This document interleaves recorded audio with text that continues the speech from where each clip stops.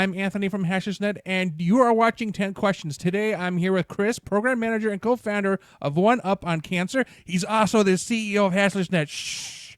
Anyway, I will ask 10 questions about his experience running an organization as well as what led him onto that path. Hi, Chris. Yo, what's up? We have never met before, right? No, never. Okay, so full disclosure, Chris is my well, I'm the oldest of many children, and he is the next in line under me in age. So yeah. So you're Mufasa, and I'm Scar. Don't kill me. Okay, so the first I ask everybody 10 questions. It's typically the same 10 questions, although because of the environment today, I kind of have to alter this a little bit because it impacts your organization directly. So if we have room, I will throw in some follow-up questions. But first off, just a soft lob. What entertained you while growing up? Well, obviously, video games. I mean, to be completely honest, it's... I'm going to throw a picture up here. If anybody's watching, it's a picture of Chris and I playing the Atari. Back when bell bottoms were still in fashion. Yeah, that was about 81. I barely remember that. I remember the cooler and I remember the orange soda more than I remember that picture. I remember the cooler a lot because we took it everywhere.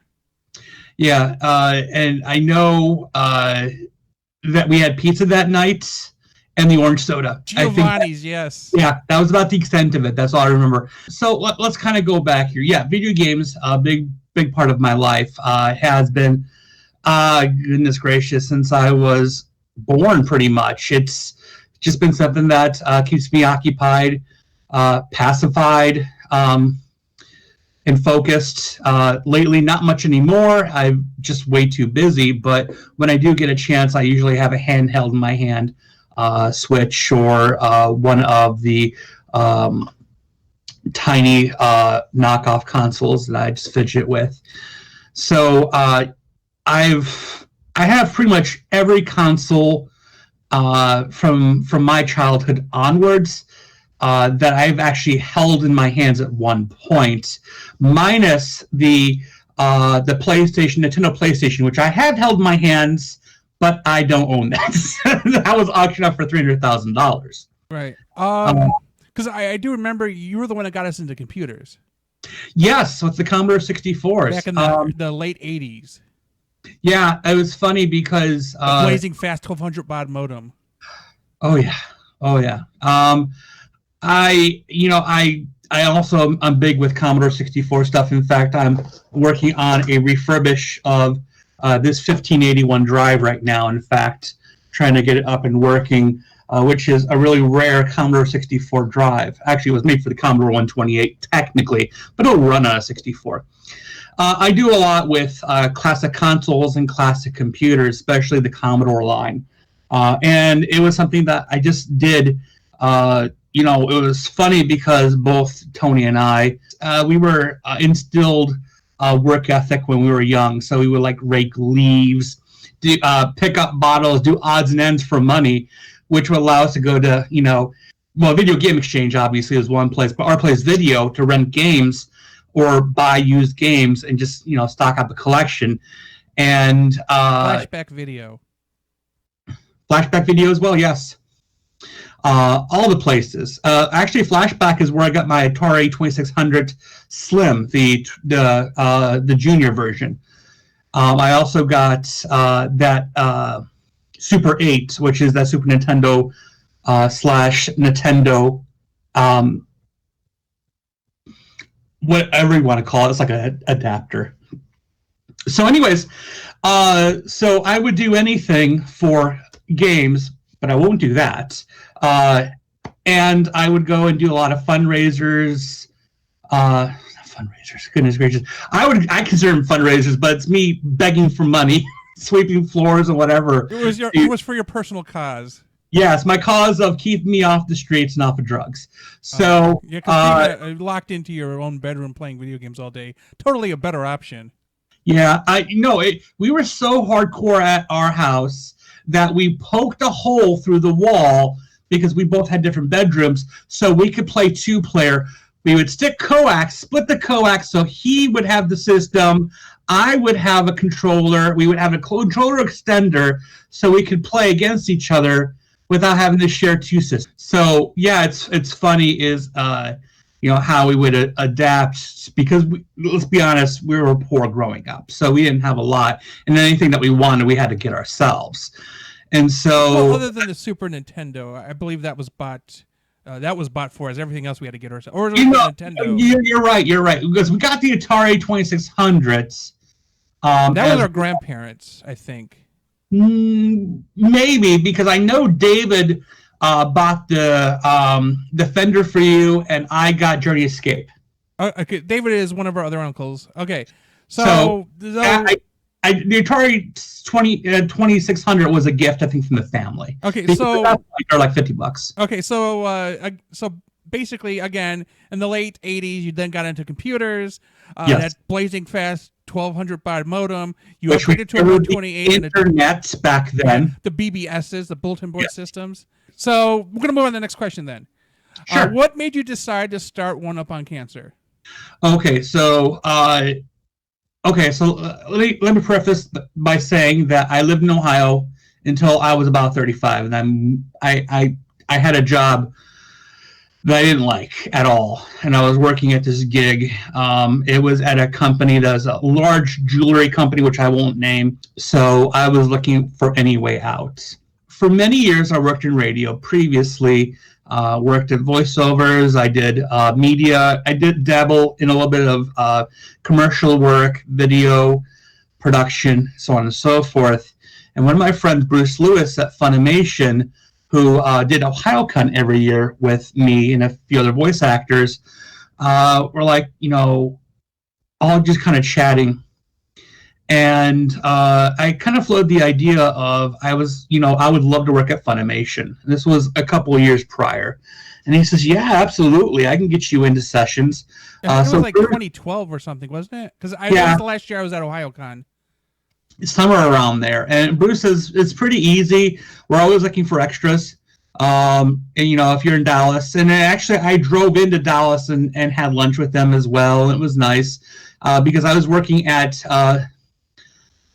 this was when I was still working at Spatial Audio, building up Sam Broadcaster, that we had that conversation. So that kind of always stuck in my mind because, heck, Funimation, I'd love to work there.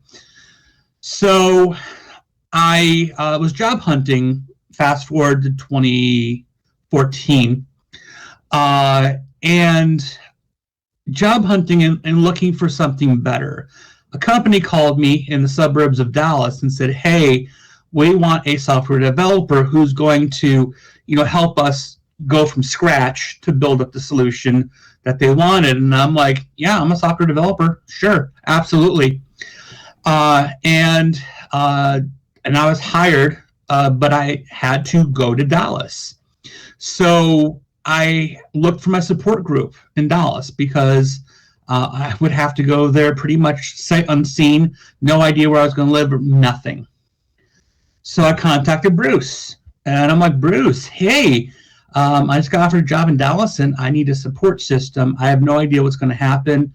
All I know is I have an apartment waiting for me, but if everything goes south, I really need some help.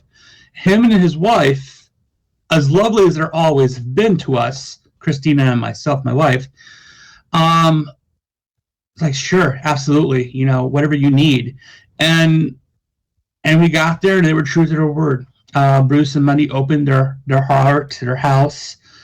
There was times that we couldn't afford to eat, so they would feed us. It was rough for a while, to be honest with you, until we got our footing. And it was nice to reconnect with Bruce and to be able just to kind of lean on him and his family, wonderful people. So fast forward 6 months, we get there.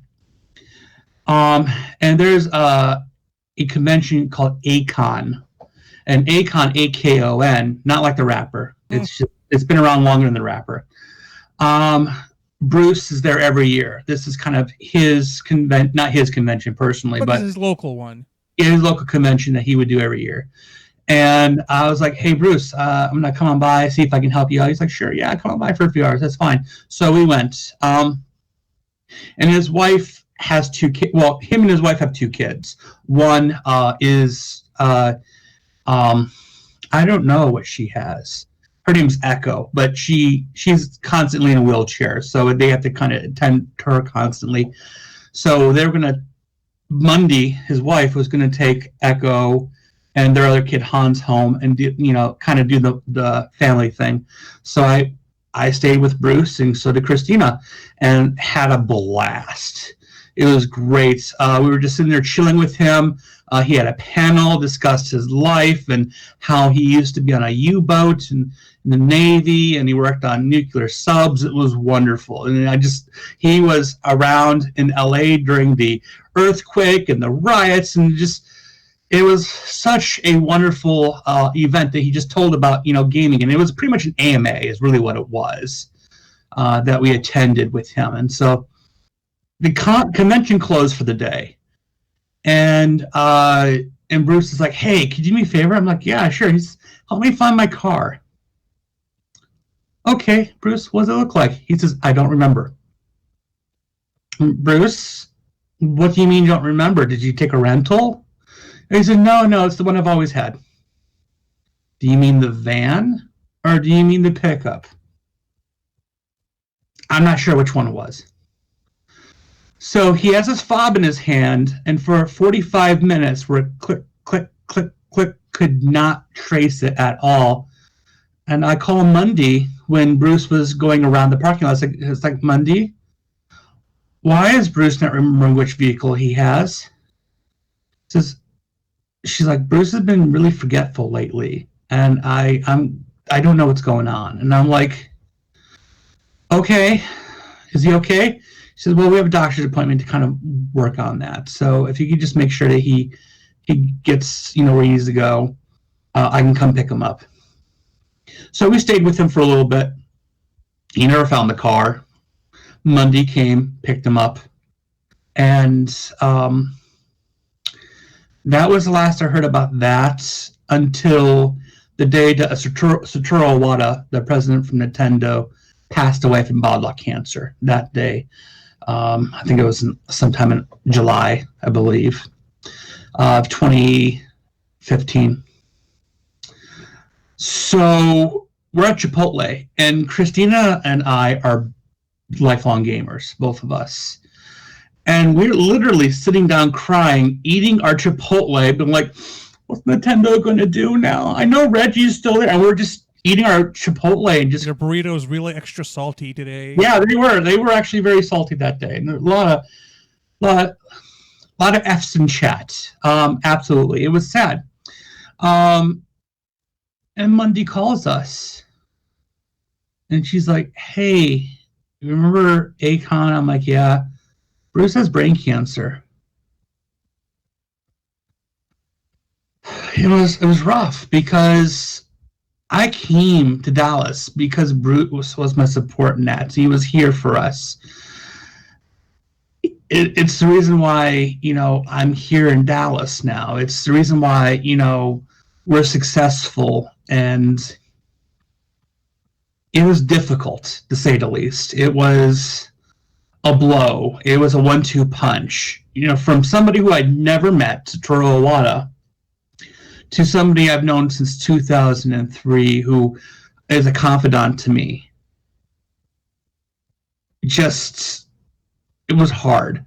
So immediately we shifted gears. I said, okay, Monday, let's see what we can do. Let's get this situated. Because she has no idea. How do we start? How do we start looking for help? How do we, these are a lot of questions that were being asked. And I'm like, let me look. And so we started searching, trying to find ways to help get Bruce care as quickly as possible. And it was almost like, okay, how do we do this without going bankrupt, right? So in my circle, at least, in the circle of friends and family that I have, if anybody's having a hardship, you break out the checkbook and you write a check and you give somebody something. And immediately, once I knew that, we visited Bruce, Christina, and I. Wrote a check $100, plunk. Same thing for other friends who who went through hardships. It's just what we can do. It's what we can, pull together, if you will. We're not rich by any stretch of imagination, but it's at least we can do. And Monday started telling me some of the costs because she had to take him to MD Anderson because I had no understanding of where anybody in Dallas can get assistance. And MD Anderson's a big hospital in Houston, and they handle cancer. They're just the leading cancer place in Texas. And so she's telling me how they're getting assistance, but it's a lot of money. And the costs are outrageous. They're getting some help, but chemo's not free, and it's not cheap either. Chemo is really expensive, and but they're at least getting assistance from like Ron McDonald House and whatnot as well. So it was some positivities in there. Monday also had her own business, and she had to sell her business because Bruce couldn't work anymore, and it was easier to sell the business and float on that money rather than continue working and not be able to help Bruce as his mind was deteriorating from cancer. He deteriorated pretty bad. And it was like, a guy who could recite the Animaniacs theme song or anything silly to a guy 9 months later who, at that point, he became brain dead towards the end. But I mean, last time I saw him, he didn't understand a lot of things. And it was like an Alzheimer's patient. It was really bad. And cancer eats away at your brain. And it was just devastating to see somebody who I looked up to just, in their 50s, early 50s, just wither away. So what did you end up doing? Because obviously you had to get to the point where you created the organization. So to go back on track, and I apologize. So we couldn't find any way to help, at least not find a third-party organization that would help. There are cancer charities out there, but they're usually meant for either children or research. And the charities out there that help adults or help families is more for transportation to get to chemo or get to this or get to that, or, maybe utility bill or whatnot. Nobody was helping with cancer treatment bills directly. At least that what we found in 2015. So Christina, myself, and Dr. Patricia Todd, which also happens to be my wife's mom, all sat down and said, well, if nobody's doing it, maybe we should do it ourselves. So I plunked down $850 of my money to get the licensure, which is $8.50? $850. Okay. Just for the licensure that doesn't include the legal fees and everything. So that was just to register a nonprofit then? Yeah, but it's just to register based on the supporting information, so they could still deny you and keep their $850. Oh, it was a registration fee then. Yes. Oh. So we had to go through all this paperwork, and it took us months. And in fact, we finished the paperwork Thanksgiving. Well, technically, we finished the state paperwork in August, but the federal paperwork for the 501c3 was a lot of work. You have to jump through a lot of hoops, and you have to fill out all these different paperworks, like, have your bylaws and the organization and your articles of corporation, and all these things listed and written down. So the government could say, yes, you look like you have your stuff in order. And we went through 2 lawyers. The first lawyer just couldn't get it done. The second one did in 3 weeks, which was amazing. A really good guy. So we did this not just to help Bruce, but to help others in that situation where they have to really readjust life because they just got cancer. And, it's just, you just don't know, right? So we started the organization, and it actually took us at least 6 months before we had enough money to actually start helping people. So we're talking middle of 2016. And Bruce was gone at that point. And everybody who I wanted to help was gone. And I felt like I failed, and I was really depressed. But I didn't fail, because what came from them was this wonderful organization that I helped start, that we've helped nearly 100 people now. So I guess this is a blessing, but I feel like the Batman of cancer. They killed my family and friends, and I'm here to avenge them. You laugh, but it's true. I seriously feel that way. And this is the reason why I work 90 to 120 hours a week. 40 hours from a 9 to 5 gig that pays the bills, and then volunteer at 1UP as much as I can. So that's the reason I started the charity. Grandma passed away from lung cancer. Christina's grandmother passed away from colon cancer. Her dad's in remission for skin cancer. It's the number 2 cause of death in the United States, heart disease being number 1, and honestly, cancer is probably going to beat heart disease soon enough. So yeah. When did your organization officially open then? Was it as soon as you had the money? Per the 501c3, it was August. Of 2015. They backdated it. So the state recognizes August as well, August 23rd, I think. Okay.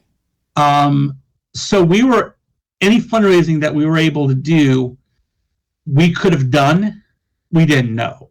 So we didn't do any fundraising until we got our 501c3. So we didn't do a lick of fundraising. That's why it's like I poured my personal money into the charity, because we didn't know any better. So I could have been fundraising and helping to pay the bills then immediately. Okay. Who knew? So the entire purpose of the organization then is to acquire donations and then turn that money over 100%, right? You don't keep anything? No. See, that's also a misnomer for most charities. So an A-rated charity is a charity that gives 75-25. So let me explain what that means. So we don't have any employees. We're all volunteers. So the money does all go to the charity, but the charity does this. It takes it and it's like a pie. You're cutting it into pieces. And it says, okay, for our programs, we're going to give 75%. 25 of it we're going to take for making sure our insurance is up to date, making sure that our space is at least is fine, and we're paying that monthly. Internet, everything else, gas, water, sewage, everything that comes with running a charity and having an actual physical space. Yes, it's all going to the charity in some fashion or another. So yeah, the money does go back to the charity, but the things that people tend to forget is that a charity is not just it's not just I'm going to give this money to the charity, they're giving it to a person. There actually is some expenditure. There's a lot more expenditure if you have employees as well, but we are definitely not that big. Okay, so if you imagine a pie and you just show the Pac-Man portion of the pie, that Pac-Man portion is what actually the 75% goes to the people. Okay, so let me explain what that means. 75% of it goes back to the programs. A lot of charities have multiple programs. We actually have 2. Technically, we have 3, but the money that you donate helps too. And there's a side project I can explain a bit more about.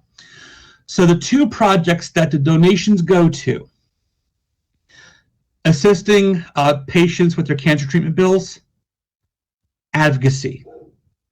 Advocacy is the one that's really the confusing one. Patient bills is pretty simple, so let me explain that one quickly. People apply every quarter for assistance. So January 1st, they can go and apply and get assistance from us if they qualify. So they can apply all through January.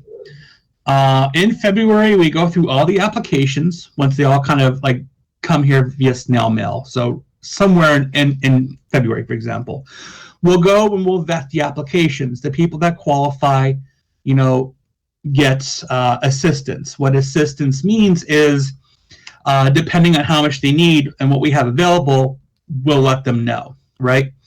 So in March, they have the entire month of March to get us all the bills that they can to equate that assistance. So let's say, for instance, this person A has $1,000 worth of bills. Okay, great, and they're accepted. So we contact them and say, hey, you've been accepted. Congratulations. Send us your bills and equals up to $1,000, and let us know which ones you want us to pay. So at that point, they'll send us bills that have not been paid yet. That's also a big asterisk there. We are not paying bills that have already been paid. So we contact the hospital doctors and ecologists, pay the bills directly for them. They never receive money from us in their hands. We pay those directly. An added benefit for us paying those bills directly means that I can go and contact these hospital doctors and ecologists, so on and so forth, and say, hey, I'm a 501c3. I'm paying bills on behalf of this person because they're not able to. Could you get us a discount rate, maybe Medicaid rates or whatever? Sometimes we can make that happen. And what that does is lets us stretch money even further. So that's the great news behind that. Advocacy is a different beast altogether, because that's how we get people involved to continue the mission. And that's very important when you're running a charity. How do you get the word out? And how do you tell people about what you can do? Well, you have to go to conventions. You have to go spread your name around. You have to do all these things in order for people to get involved. So there's, obviously we want streamers. We want people to do fundraisers for us, but we also want those gamers to know that if them or their family gets cancer, we want them to apply and get assistance from us. That's advocacy. So that means when I go to like a TwitchCon or a PAX South or whatever convention we're going to, we need to have money in there to make that happen. And that's another piece of the pie. So if you're looking at that Pac-Man, where that 25% of it goes to our day-to-day bills, then you have to look at that Pac-Man even more and say, okay, I'm going to go and cut that into another quarter. So that's advocacy. And we never try to give less than 50% back, but we want to make sure that we can continue the mission. So we'll even just say, for even example here, 50% at least. It needs to be more than that, personally, for me to feel like we'd actually accomplished something. Goes directly to the bills. 25% of it goes to the advocacy. And in fact, again, I'd rather it be 60-20-20. Personally, if I was going to try to do it the right way, it would be 60-20-20. But we'll say 50-25-25, just to make it simple math, right? So then 25% of it goes to the advocacy piece, and then the other 25 is the bills. So that's how you would segment that out, and that's not uncommon from other charities either, because advocacy is just something you have to do to keep your lights on. That does not include promotional. Promotional goes in that original 25%. Trust me, there's a lot of math and silly stuff that you have to adhere to. So it comes out of your operating budget is what you're saying. Exactly. That's a 25%, the operating budget. So, goodness gracious. 5 years doing this, and it's still a pain in the butt. I do not want to post a breakdown here, so we're not going to get into any further details money-wise. That's fine. Yeah, but so in light of the recent cancelizations and postponements of important fundraising opportunities as a result of the COVID-19, or otherwise known as the coronavirus outbreak, how do you plan to continue fundraising? Because you go to PAXs, you go to TwitchCons, you go to Wizard Worlds, you go to the whatever the hex it is. If it does video games or anything like that, fandom, you're there. But you can't do that now. Everything is canceled for at least the next 2 months. It's not just coronavirus. You have to understand that the people who have cancer are immunodeficient. So even if we wanted to keep our doors open, it would be a disservice to the people that we assist. So we do have to be cognizant of that. When you go through chemotherapy, your immune system's gone. and that's very difficult. So we actually made the decision to completely close campus, which meaning our offices in Dallas, until further notice, because we can't have people who are going through treatment coming in and getting sick, even though we're not personally sick. Somebody in the office space could be sick. I can't make any guarantees, right? Yeah. Right now, the CDC said pretty much males between 18 and 40 can actually walk around without 0 symptoms but be a carrier. Yeah. So yeah, makes absolute sense. And so I might be a carrier. I don't know. I have not been tested yet because they haven't passed the free testing law. I think they might have passed it by right now, but earlier today they didn't. Yeah. I don't need to be tested. Yeah. It's kind of until you feel sick or know you've been in contact with somebody, you don't really get tested right now. Right. So, anyways, not to belabor the point, that's very difficult for us to actually not be able to do events. Like we just canceled one called ShineCon, for example, that we were going to go to, and there was a few others that we had coming up in May that we've just said we're not doing. April, there was one other, what was it? I can't remember now. But yeah, we just can't do it, right? And that's really difficult because the local events for us are very important because those are low cost, no cost events. So anything, it was DreamHack Dallas. That's what it was. And that event to us could have brought in $1,000, $1,500, $2,000. And it would be no cost to us because there's no hotel stay. There's no cost for the booth, no cost for electricity. It's literally come in, tell people about the mission, play some games, have some fun, and we bring in money.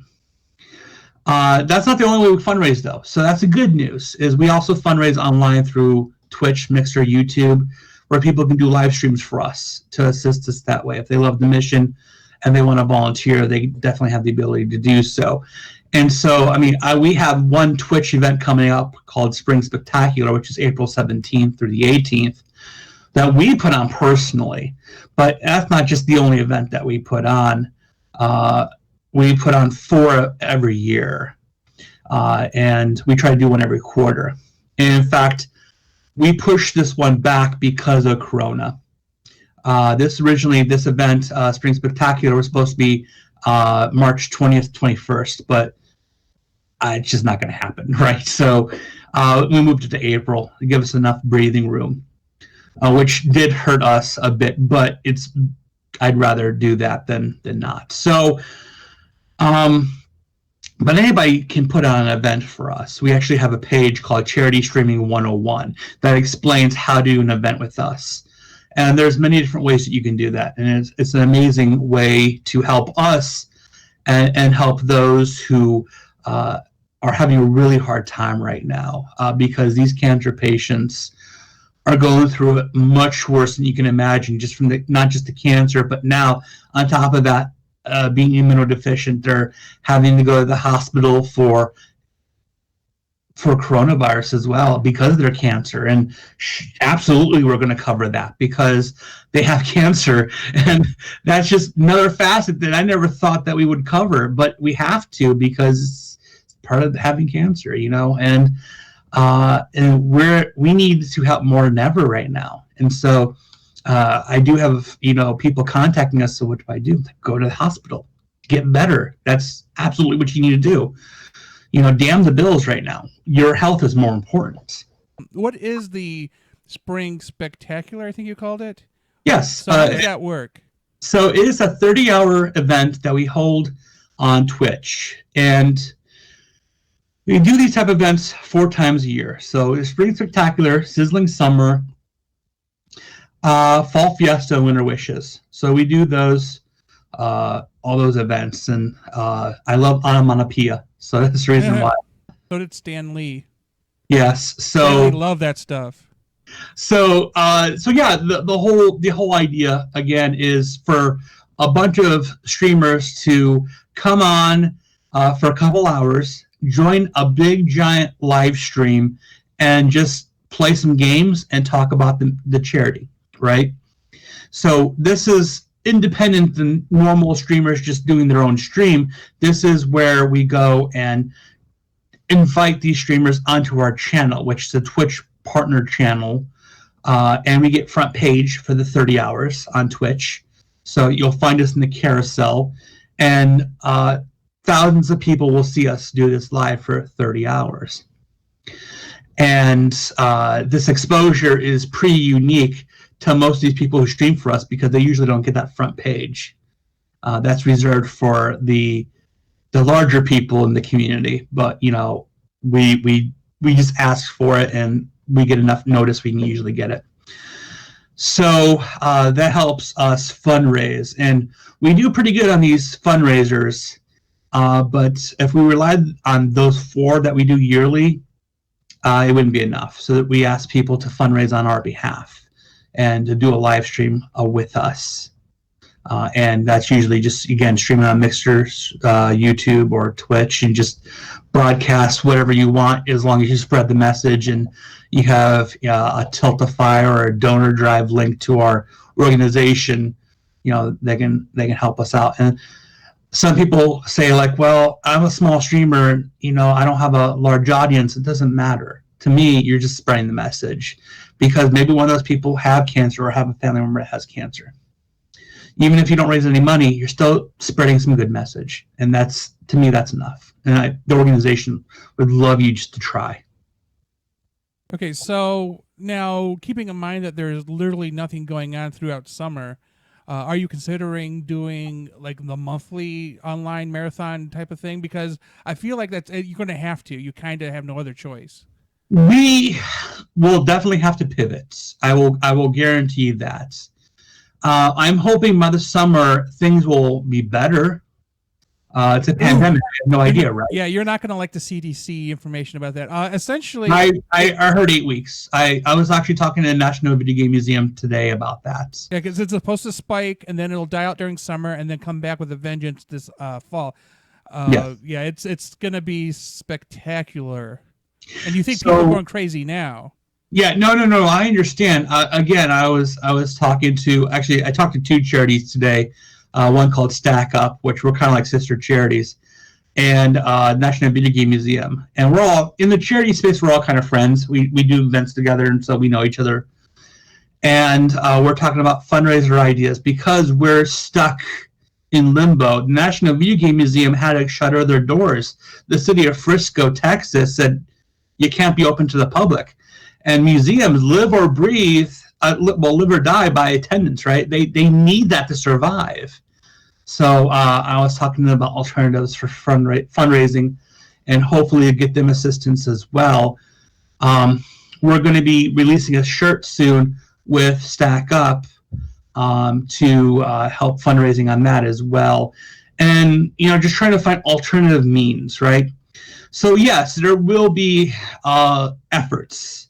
Like we open up 1UP Studios soon, which is an effort for us to get people involved with the studio, get them broadcasting. If they're doing a charity fundraiser, it's free for them to utilize. It's just another asset. And the idea is for the studios is to be self-sufficient. So, you know, rent, internet, and those things I mentioned before cost money. The studio should be helping pay for those bills, so more of our money go back to the people in need, right? So that's another effort that we're trying to make that happen. And that thanks to Bethesda for the grant that they gave us, the tech grant, and for us to be able to make the studios. So yeah, just a lot of work has gone into making these things happen in order for us to try to succeed. The biggest problem right now is we have about 6 months worth of rent left in our budgets.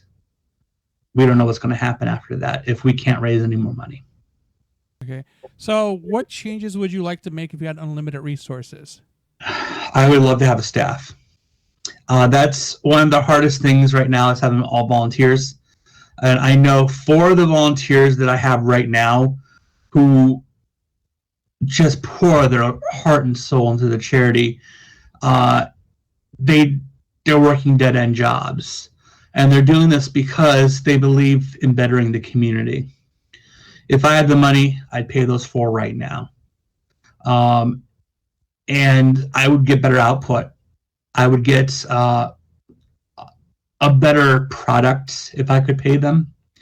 Not to say they don't give me a good product. I mean, they're volunteering their heart and soul, and they put in a lot of effort. Yeah, but if you were paying them, they could leave their jobs and do this full time and be able to focus on it only. Correct. And that's ultimately the thing is thinking of Lucas, single dad, just trying to do what he can. And he has to work a job managing a McDonald's, which is not an easy job. And then on top of that, he is our community manager. That's a lot of work for, making sure our community is sound and helping give direction and stuff. And then we have a professional streamer. She is Curiel. She is our promotions. I would love to pay her. It would be wonderful. Unfortunately, it's just we don't have a budget like that. For us to be able to have paying jobs, we'd at least have to do $2.5 million a year. That's me being completely honest. We don't make anywhere near that. In fact, we're not going to crack 100,000 this year. We'll probably crack closer to 50,000, hopefully, as far as fundraising for this year. Last year, I think we cracked 100,000. So this year's going to be a lean year because the reason why I say that is wildfires during the holiday season, nobody was fundraising for us. Pandemic, nobody's raising for us because everybody's, and rightly so. I'm not charity shaming anybody. There's, those wildfires were deadly. It was horrible. The right people got the attention. Absolutely. The pandemic right now, with the whole COVID-19 situation, there's a shortage of blood. Absolutely. Please, by all means, go donate blood. There's shortages of supplies. Go give to the Red Cross. Go give to, these organizations that are helping. But, for the organizations that help people in different aspects, hurting majorly. Because right now, the focus is not on day-to-day fundraising. It's on immediate need fundraising. Okay, so where is your organization? How can people find it online? Okay, well, our office is based in Dallas, Texas, and you just find us on... You just drive down to Texas and magically randomly find it, right? Yes. Just get on George Bush, you'll find us. I don't know if you'll appreciate that, but okay. No, George Bush is a road in Texas. That if you're a Texan, George Bush, especially you're a Dallas person. So we have an office in they call it 4 North Dallas. It's really up like closer to Plano, but it's still Dallas. But the best way to find us is on 1UpOnCancer.org. So it's just numeral 1UpOnCancer, 1UpOnCancer.org. That's one way to find us. You can also find us on 1UpOnCancer on Twitter. Find Twitch, us on Instagram, Facebook. Yeah, pretty much. It's all over the place. If you go to our website, we have all the social media links right there. And of course, you can find our Discord, which is just discord.gg/1up, where, trying to make sure that we're as available as possible because, again, we just wholeheartedly believe in our mission. And it's something that I live and breathe daily. And hopefully that comes through. Okay. So before we end here, I just want to know, is there anything you wish to mention about your organization that maybe we didn't cover here? There's great organizations out there that do specialized cancer. Like, for instance, I'll give you one, Play to Beat Brain Cancer. They're a couple years old now that do specialized brain cancer. And there's other ones like Komen that does like breast cancer. There's wonderful charities that do specialized assistance. There really isn't a charity that does general assistance, which is a shame because cancer is literally a catch-all term.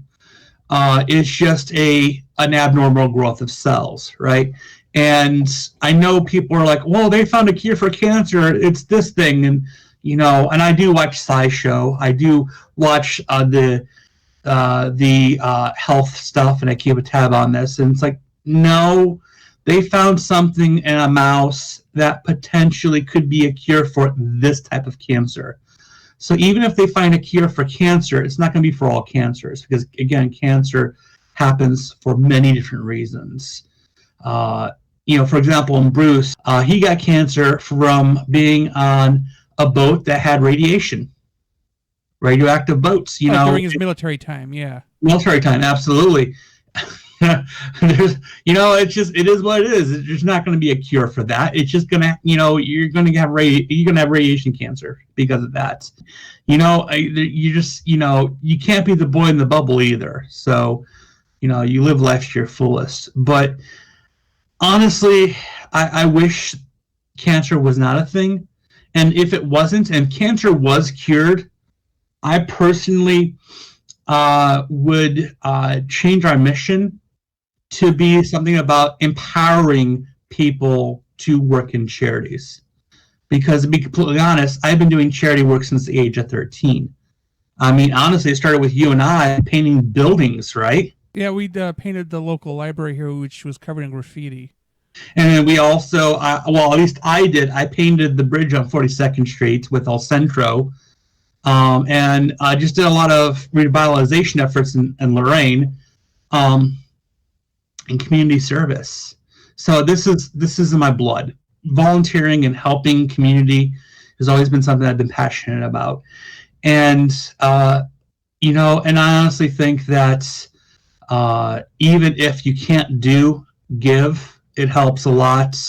Even if it's just, you know, something small. It means the world to somebody out there.